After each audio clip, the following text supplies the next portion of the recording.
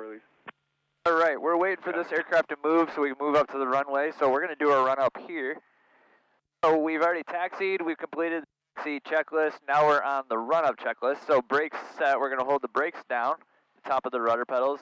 We're going to trim for takeoff. So we roll the trim wheel back to line up the two lines in the center there. And we're going to check the flight controls. So I want to do a full movement left and right, up and down. Move the rudders back and forth, make sure there's nothing impeding the movement, whether it's yourself or the aircraft.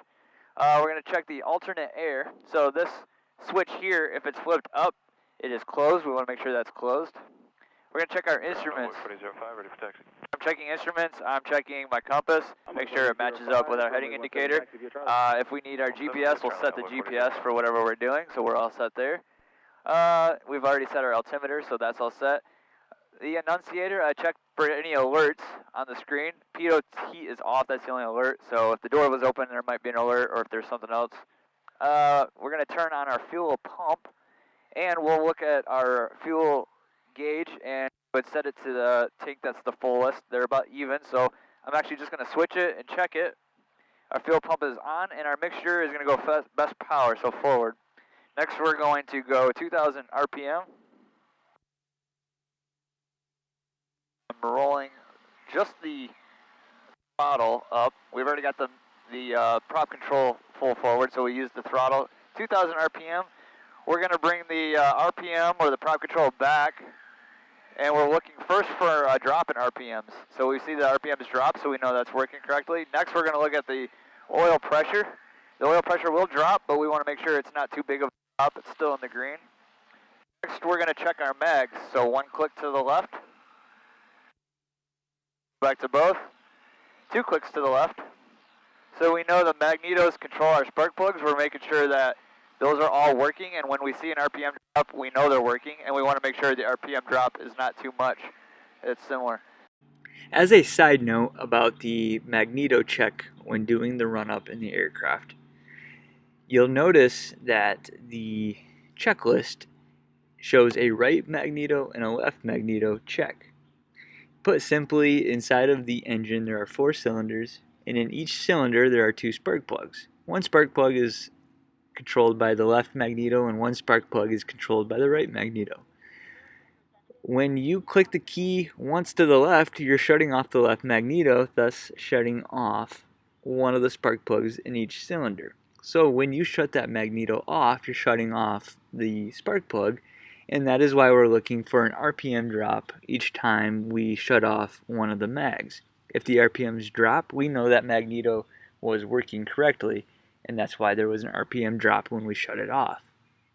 You'll notice on the checklist that there is a maximum of 175 RPMs that can be dropped each time you shut the magnetos off. If the RPMs drop more than 175, then we know that there may also be a timing issue or an issue with one of the spark plugs.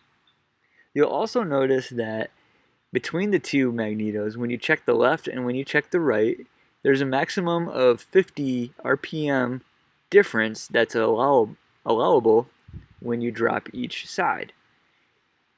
If there's more than 50, we also might know that there's a timing issue or an issue with the spark plugs. So for example, if you turn off the left magnetos and there's a 150 RPM drop, and then you check the right magnetos and there's a 170 RPM drop, we know that's within the tolerable range of difference when dropping both magnetos. So essentially we're just looking to make sure that the RPM drop is not too big, and the difference between RPMs when you drop the left and right magnetos is relatively close. The alternator load, so we have volts, we've got amps, fuel, oil pressure, everything is in the screen there. So we're going to bring our throttle back to 1,000 RPMs.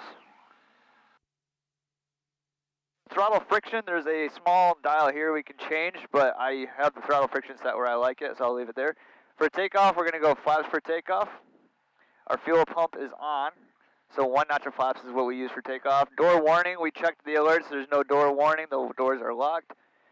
HI to compass, we checked that earlier. Transponder is on, it's automatically on, so we don't need to turn anything on. We got our taxi light on. We'll turn our landing light on also. We'll release our brakes, and then we will go to tower for takeoff.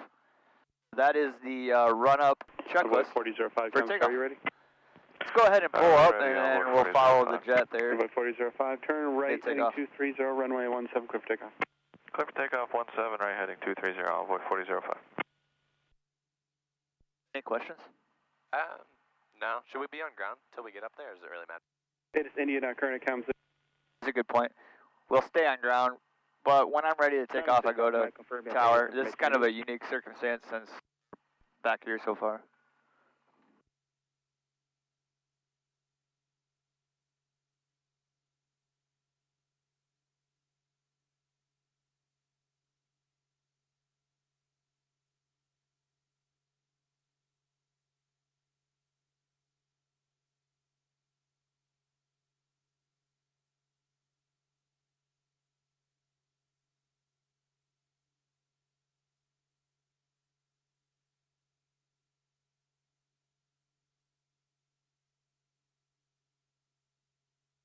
Good morning, Aero 3847 Tango, currently straight in runway